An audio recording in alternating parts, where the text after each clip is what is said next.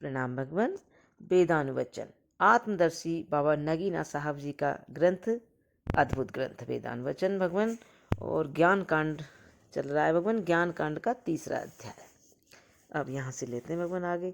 विचित्र बात यह है कि जब ख्याल उठता, कुछ करता है और तत्काल दूर होता है तो उसका प्रभाव मन में रहता है। फिर उसी प्रभाव के कारण वह दोबारा उठता और फिर प्रभाव उत्पन्न करता है। इस प्रकार वह एक विचित्र वृत्त बनाता है जिसका आरंभ या अंत नहीं। और इन्हीं प्रभावों को संसार में पुण्य या पाप बोला करते हैं, क्योंकि जब वह अच्छा सोचता और अच्छा करता है तो अच्छाई का प्रभाव मन में होता है। जब वह बुराई सोचता और बुरे काम करता है तो बुराई का प्रभाव उसमें उत्पन्न होता है। उस पहले प्रभाव का नाम पुण्य और इस दूसरे प्रभाव का नाम पाप है। इस कारण पुण्य और पाप वास्तव में मन या ख्याल के धर्म है। और जागृत स्वप्न में तथा वैसे ही जन्म मरण में यही पाप पुण्य भोग के कारण है। पुण्यों के कारण उत्तम जन्म और उत्तम भोग उत्पन्न होते हैं। पापों के कारण अधम जन्म और अधम भोग मिलते हैं। बार बार जागृत स्वप्न और जन्म मरण इन्हीं कर्मों के कारण ख्याल या मन में होता है, परंतु चूंकि ये सब व्यापार उसी ज्योति में होते हैं और उसी के अभिमान से होते हैं। ख्याल की प्रतीति से अनजान मनुष्य अपने आत्मा में पुण्य पाप का आरोपण कर लेता है। वास्तव में वह तो अलग असंग आत्मा है, न तो पुण्य उससे उसमें छू पाते हैं और न पाप उसे काला करते हैं। जैसे दीपक या सूर्य की ज्योति भी क्या शौचालय और क्या गंगा जल दोनों में उजाला करती उन्हें प्रकाशित करती है, तो भी वह शौचालय पर प्रकाश करती अपवित्र और श्री गंगा जल पर प्रकाश करती पवित्र नहीं हो जाती।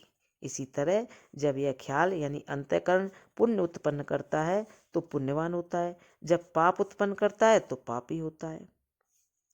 पर भीतरी ज्योति जो ख्याल में चमकती है न तो पुण्यों से पुण्यवान होती है न पापों से पापी, वरन वह तो ख्याल को और पुण्य पाप को और उनके संबंध को प्रकाशित करती है और उनकी विचित्रताओं की साक्षी होती है और ज्यों की त्यों पवित्र रहती है।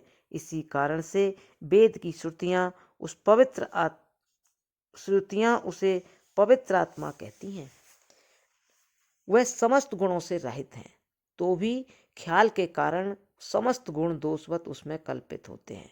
जिस तरह सफेद बिल्लौर का गिलास जब रक्त वारुणी मदिरा से भरा जाता है तो वह भी रक्त कल्पित होता है, इसी तरह ख्याल के पुण्य और पाप भी यद्यपि मन या ख्याल में हैं तो भी वे इस ज्योति में कल्पित होते हैं। जिस तरह कम बुद्धि बालक भूलकर गिलास को लाल निश्चय करता है, उसी तरह अनजान मनुष्य भी भूल से पुण्य और पाप अपनी आत्मा में देखता है और ख्याल से मिला हुआ जन्म मरण संसार भी अपने में देखता है। यही नास्तिकता और बंधन है।